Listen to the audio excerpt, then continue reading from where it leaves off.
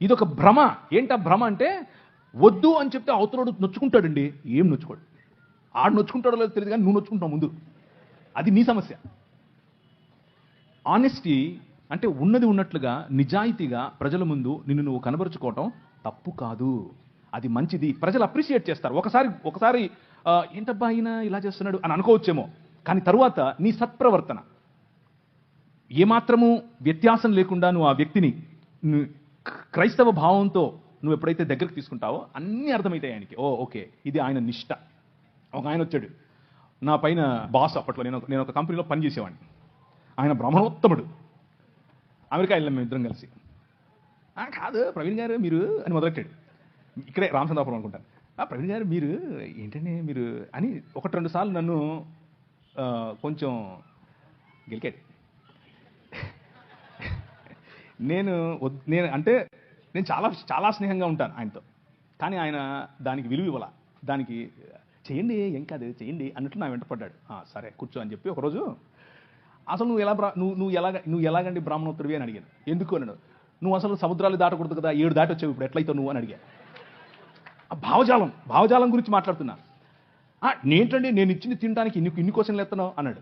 అలా కాదండి, మీరు ఇచ్చింది ఊరికే తీసేసుకోవటం కాదు, అసలు ఏంటి దాని వెనక ఉంది అని అడిగితే మీరు నాకు ఇది చెప్పారు, మరి మీరు చెప్తున్నది పాటించట్లేదు కదా అని అడిగారు. లేదండి మరి మేము చాలా స్వచ్ఛమైన ఇది అది అని ఏదో చెప్పాడు. ఏం తింటారో ఏం కలుపుతారో చెప్పారు. సరేనండి నేను కూడా తింటానులేండి, ఓ పని చేద్దాం, రేపు మా ఇంట్లో బీఫ్ బిర్యానీ వండుతున్నాను వచ్చేయండి అన్నాను. ఏంటండి అలా అంటారు మీరు అన్నాడు. అంటే భోజనం అండి బాబు, మేము తినే భోజనం భలే ఉంటుంది, ముక్క తగిలితే సూపరు అన్నాను. మీరు ఏ విధంగా ఇది తినడానికి జంకుతున్నారో మీ నిష్టలో ఇది తినకూడదు అన్నది మీ భావన, తినరు. అలాగే మా నిష్టలో అది తినకూడదు అనేది భావన, దాన్ని అర్థం చేసుకోండి. అంతేగాని పద్దానికి వచ్చి మీరు ఇలా క్వశ్చన్ చేస్తే నేను కూడా క్వశ్చన్ చేయాల్సి వస్తుందని చెప్పాను. బీఫ్ బిర్యానీ సూపర్ ఉంటుంది, దోశ వేసి పెడతా అన్నాను. బీఫ్ వండి దోశ బీఫ్ ఏంటండి ఆ కాంబినేషన్ ఏంటంటే నేను అన్నాను భలే ఉంటుందండి బాబు, మీకు తెలియదు సూపర్ ఉంటుంది.